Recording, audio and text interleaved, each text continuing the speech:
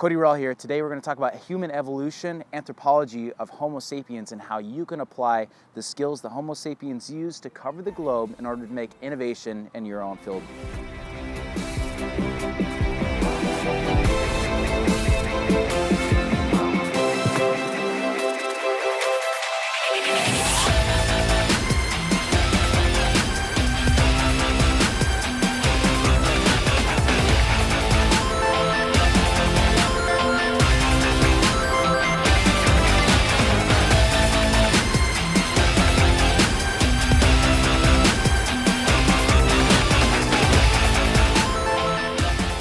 So I'm down at the National Mall in DC today, and I'm just surrounded by cultural information. I've got the Natural History Museum behind me, the Air and Space Museum is down the way.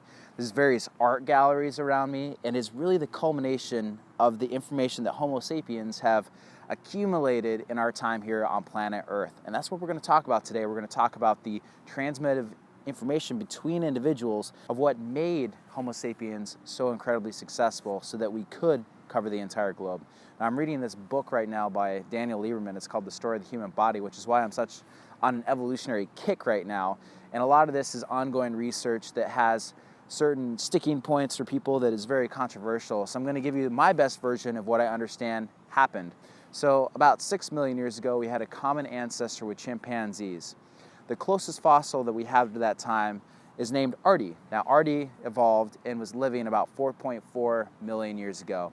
And the reason why Artie was special from the other apes is that from the fossil record, you could see that its pelvis and bones were rotated down and inwards so that it had more of a bipedal posture. This thing actually walked on two legs rather than mostly climbing in trees and using its front limbs to go across the ground like other apes did. And the reason why it did this is it's actually energetically beneficial to travel on two legs when you're walking long distances. It was probably some sort of climate change back then that caused this ape creature to have to travel longer distances to find food. It was no longer just eating fruit and eating tubers and other nuts and other nutrients that had to walk long distances to gather so that it could get enough calories for the day. The next common ancestor down from that was around 3 million years ago. And that's quite a famous fossil named Lucy and her species. And that was an even further developed hominid that, so Artie had toes. They went out like other apes when it walked along, but Lucy's were moved inwards like ours, which gives us evidence that it's within that evolutionary line. So this creature was even more bipedal. It even had less ability to climb in trees and had to rely more on walking on its own two legs across large distances to get enough nutrients to support itself in that prehistoric lifetime. Moving on, you get the badass of the hominid species, the one that really got successful, which is Homo erectus. Now, Homo erectus was about as tall as modern humans, very strong creature, very fast. Now, this thing was a hunter. It could develop its own tools, kill large animals. It really was living what we think of as the hunter-gatherer lifestyle and covered the entire globe. Went into Europe, went into Asia, made it even as far as the Philippine Islands. And what it did is actually evolved into several different species. You had the Neanderthals in Europe, you had the Denisovans in Asia, you even had a hobbit-like species that was that has been found in an island in the Philippines. And that hominid line did very well. Now, what we think happened about 500,000 years ago is that there was a small group of Homo erectus in Africa that developed even larger brains than the rest of the Homo erectus lineage. Now, it wasn't that their brains were really that larger, but there was something about the brain, the way that it was set up, that made this species so powerful. If you look at the brain casings, what you see is it had an enlarged temporal lobe.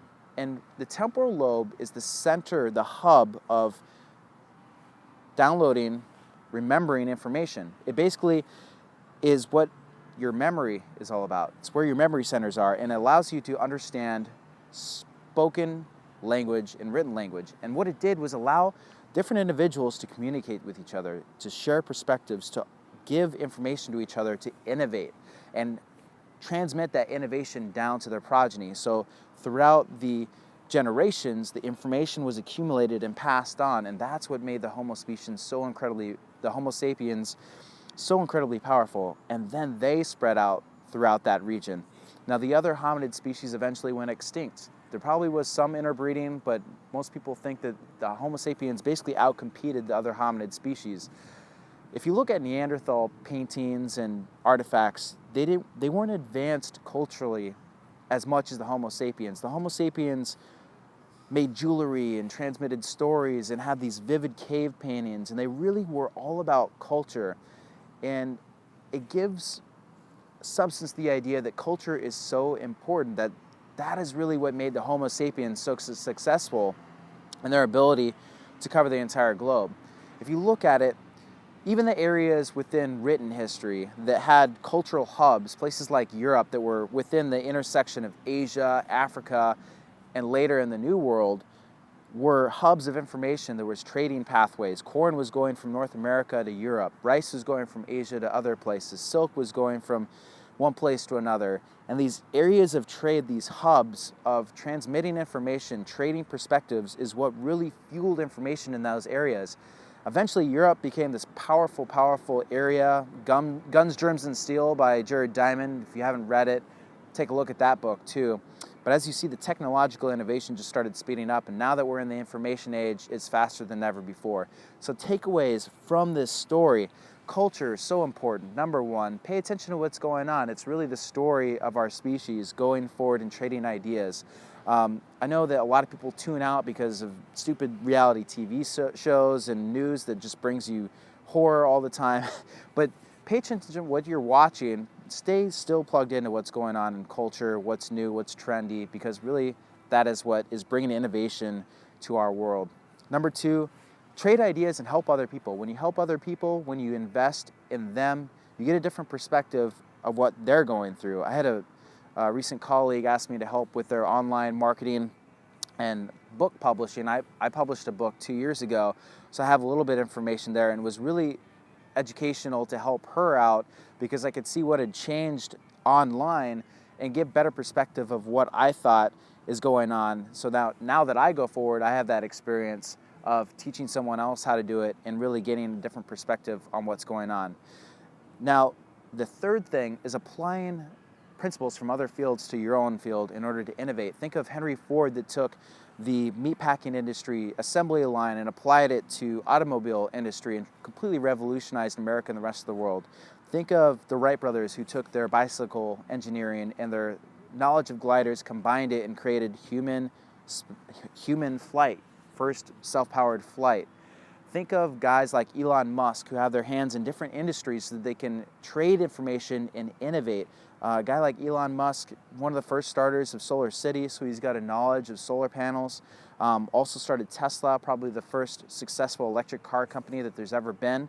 So you can use his knowledge of solar panels to fuel the power stations for his electric cars with Tesla. And he also got automotive manufacturing knowledge from Tesla that you can apply to his other company, SpaceX, which just recently, within the last month, launched a rocket, first time in history, that could deliver satellites payload and come back and land, reducing the cost of space flight by a factor of 100. If you think about that, that's amazing. So if you think about applying knowledge from other different fields, getting together, going to conferences, helping other people, and paying attention to culture, I think that you can make innovation in your own field. It's Cody Rawl. Thanks so much for the listen. Talk to you next time.